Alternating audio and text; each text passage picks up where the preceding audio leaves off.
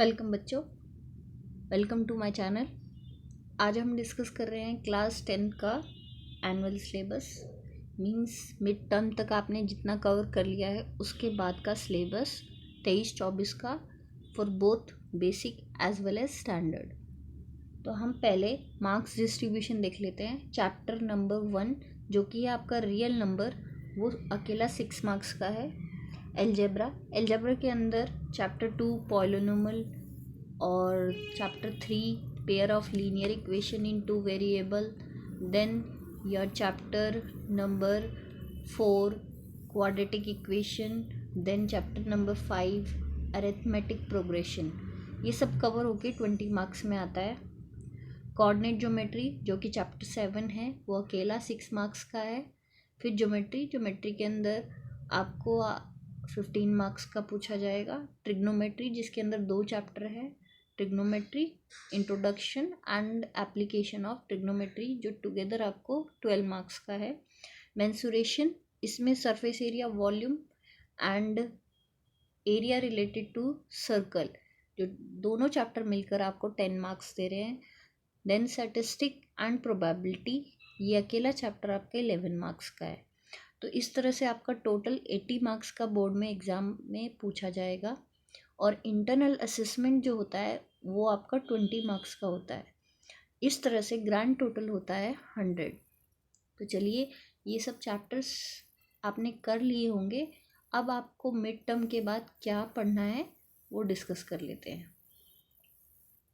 तो आपको फर्स्टली करना है चैप्टर नंबर 4 क्वाड्रेटिक इक्वेशन, जहाँ पर आपको स्टैंडर्ड फॉर्मेट पता होनी चाहिए और क्वाड्रेटिक इक्वेशन की सॉल्यूशन पता होने चाहिए।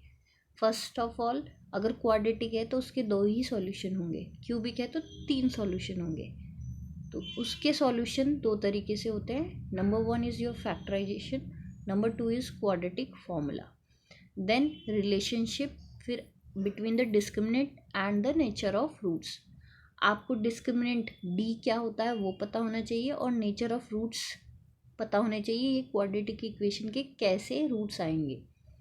फिर इसी पर बेस्ड ऑफ सिचुएशनल प्रॉब्लम होती है, आपको डिफरेंट प्रॉब्लम्स मिलती है, उसको आपको सॉल्व करना होता है, यानी word problem. Next is chapter number 5, that is your arithmetic progression. यहाँ पर आप an निकालोगे। अरिथमेटिक प्रोग्रेशन फर्स्टली क्या होता है वो पता होना चाहिए और उसका an टर्म निकालोगे। Then you will find the sum of the n term of a given AP, और उसके बेस पर हम एप्लीकेशन बेस्ड क्वेश्चन सॉल्व करते हैं।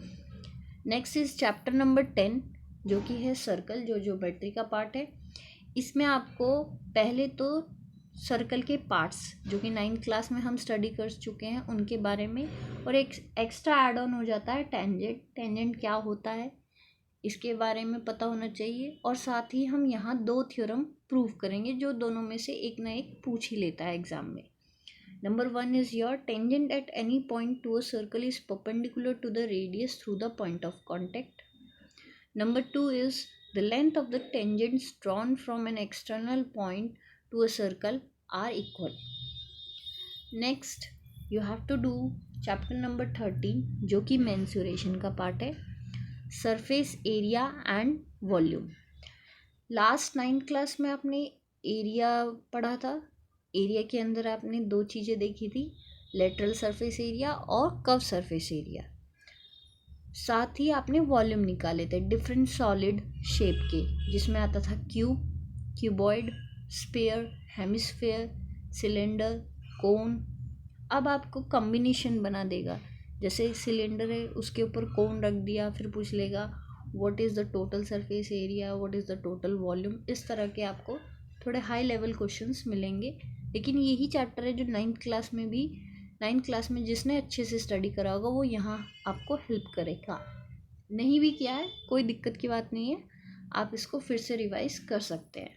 Next is chapter number 15 probability. यहाँ पे सिंपल प्रोबेबिलिटी का एक फॉर्मूला है, that is favourable outcome divided by total favourable outcome. Different cases आते हैं इसमें, पहले कॉइन पर, फिर आपके क्यूब पर, फिर डिफरेंट सिचुएशन दे देंगे उस पे बेस पर, फिर नेक्स्ट आपका कार्ड पे।